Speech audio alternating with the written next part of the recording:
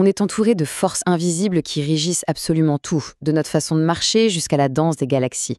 Aujourd'hui, on va s'attaquer à la plus fondamentale de toutes, la gravitation. Qu'est-ce qui nous maintient les pieds sur Terre et en même temps maintient les planètes en orbite? Allez, on va décortiquer tout ça ensemble. C'est vraiment la question centrale. Imaginez un peu 8 planètes, une myriade de lunes, d'astéroïdes, tout ce monde qui tourne en permanence autour d'une étoile massive. C'est une chorégraphie d'une précision folle. Alors, qui est le chef d'orchestre invisible qui mène cette danse et évite la grande collision? Pour bien piger cette force incroyable, il faut d'abord prendre un peu de hauteur, observer la scène dans son ensemble. On va faire un petit tour dans notre voisinage cosmique. Alors, posons un peu le décor. L'univers est immensément vieux, et notre système solaire est là depuis un bon bout de temps. On a 8 planètes, chacune sur sa propre autoroute cosmique, tournant sans cesse autour du Soleil, comme sur des rails invisibles. Ce qui est fou, c'est l'ordre qui règne là-dedans. Et ça, ce n'est absolument pas un hasard. C'est la question à 1 million. Si rien ne les retenait, leur vitesse devrait les propulser tout droit dans le vide interstellaire.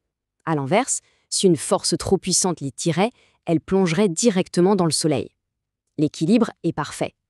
Mais il tient à quoi, cet équilibre? Eh bien, la réponse, elle se trouve dans une seule et même loi. Une idée tellement révolutionnaire qu'elle a complètement changé notre vision de l'univers. C'est aussi simple et en même temps aussi profond que ça.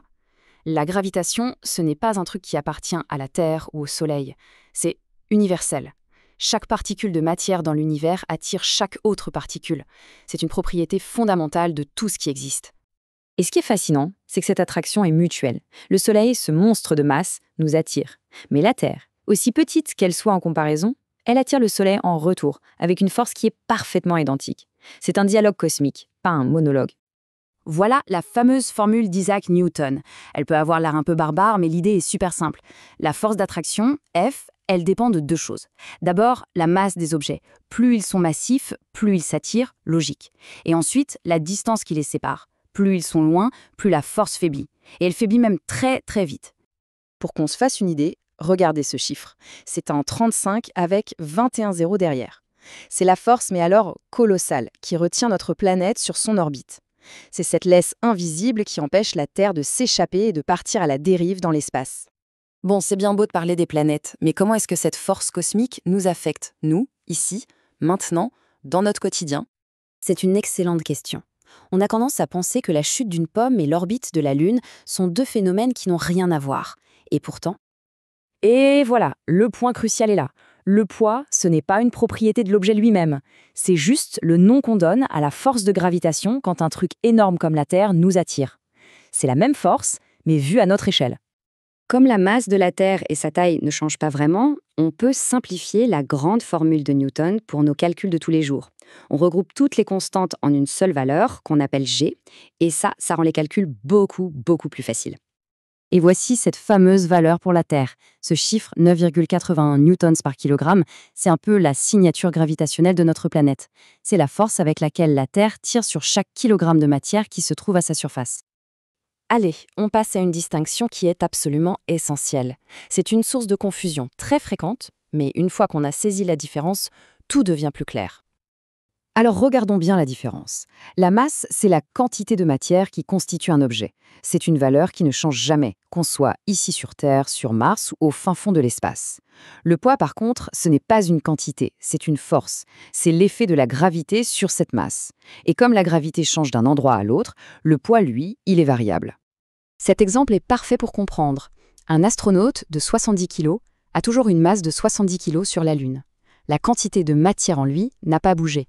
Mais, comme la Lune est bien moins massive que la Terre, son attraction est beaucoup plus faible. Le résultat, l'astronaute pèse environ 6 fois moins. Et c'est ça qui lui permet de faire des bonds spectaculaires. Pour finir, on va revenir à l'histoire qui a tout déclenché, celle qui a réussi à unifier le cosmos et notre vie de tous les jours. C'est un peu une image d'Épinal, mais elle est très parlante. On imagine Newton là, en train d'observer ce truc banal. Une pomme qui tombe. Mais son esprit à lui, il ne s'arrête pas là. Et voilà le coup de génie.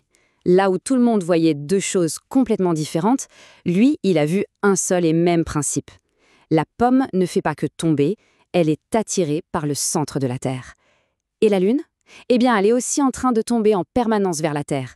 Sauf que sa vitesse sur le côté est tellement grande qu'elle rate la Terre à chaque instant. Elle reste en orbite. Si on applique nos petits calculs à cette fameuse pomme, on voit bien. Sa masse, elle, ne bouge pas, évidemment. Mais la force qui la fait tomber, son poids, dépend totalement de l'endroit où elle se trouve. Sur la Lune, elle tomberait avec une lenteur incroyable. C'est la conclusion spectaculaire de toute cette histoire. Une seule loi, super élégante, pour expliquer à la fois le phénomène le plus banal et le plus grandiose. C'est ça la beauté de la physique. Voilà une question qui donne le vertige. La gravitation, c'est l'une des 4 forces fondamentales de la nature. C'est elle qui structure l'univers à grande échelle. Mais il y a d'autres forces, tout aussi invisibles et puissantes, qui agissent à l'échelle de l'atome et qui façonnent la matière elle-même. Le monde est rempli de ces règles cachées qui n'attendent qu'à être découvertes.